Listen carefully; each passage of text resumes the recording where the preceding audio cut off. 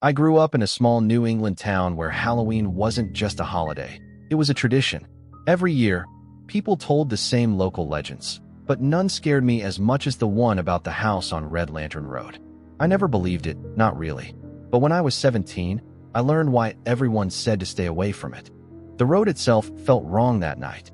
There were no streetlights, only the moon and the wind blowing dried leaves against the pavement. My friends dared me to walk up to the old house alone. I laughed like it meant nothing, but once they stayed back and the door creaked open by itself, the laughter stopped. The inside smelled old, like dust, wet wood, and something faintly metallic. The kind of smell you notice only when the house is too quiet. My flashlight kept flickering even though the batteries were new. Then I heard it, footsteps upstairs. Slow, heavy, not trying to hide. I whispered, "Hello? Is anyone there?" Silence. Then a voice whispered back, the same exact tone, the same pitch. "Is anyone there?" I froze. My friends were outside. No one else knew I said that. The footsteps started again, coming down the staircase, one step at a time. My flashlight died completely. I could hear breathing, slow, deep, almost curious, coming from the bottom of the stairs. Then something cold brushed my arm. I ran without thinking, crashing through the doorway and sprinting until my chest hurt. My friends saw the panic on my face and didn't say a word. The next day, the house was roped off by police tape. They said someone had been living inside for years, hiding in the walls. But when they checked the dust on the stairs, there were two sets of footprints leading down. One human, and one that stopped halfway to the floor, like whoever, or whatever, made them floated the rest of the way. This happened 4 years ago when I had just moved into my first apartment. I didn't know any neighbors, and the building was mostly quiet. Halloween night was slow. Only a few kids knocked early on, and by 10 p.m., I figured the night was done.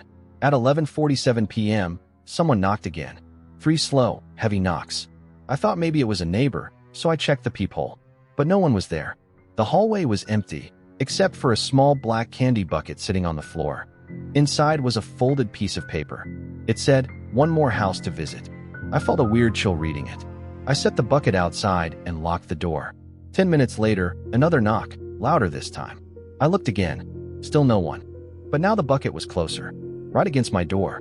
Inside was another note. "Let me in."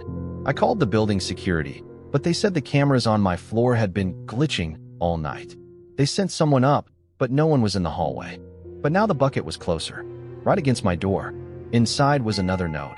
"Let me in." I called the building security, but they said the cameras on my floor had been glitching all night. They sent someone up, but no one was in the hallway. When police arrived, they found the bucket at the end of my bed, and the window cracked open from the inside. They said maybe I sleepwalked. Maybe I imagined the knocks. But the note inside the bucket wasn't written by me.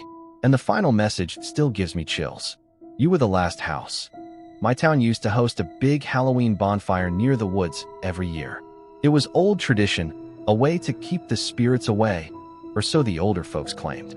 I never cared much about the stories, but last year, something happened that changed the tradition forever. Around 10 p.m., most kids had gone home, and only a few of us stayed to help clean up. The fire was dying down to glowing red embers, and the woods behind us were pitch black. That's when we heard crying. It sounded like a child, high-pitched, trembling. We all froze, trying to figure out where it came from.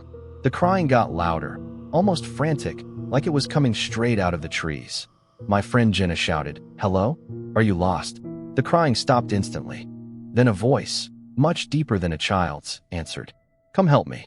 It didn't sound right.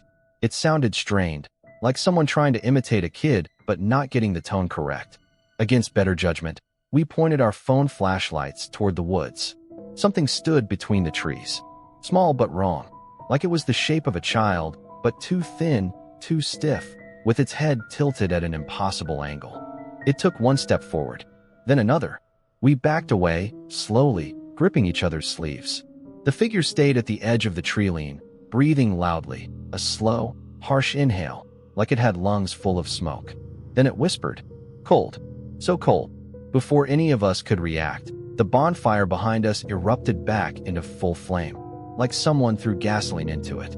The blaze lit up the woods for 1 second, and the figure vanished. No footprints, no movement, nothing. The fire chief banned Halloween bonfires after that night, said it was too dangerous. But every year since, someone reports hearing crying from the woods around the same time. Always the same voice. Always the same words. Cold, so cold.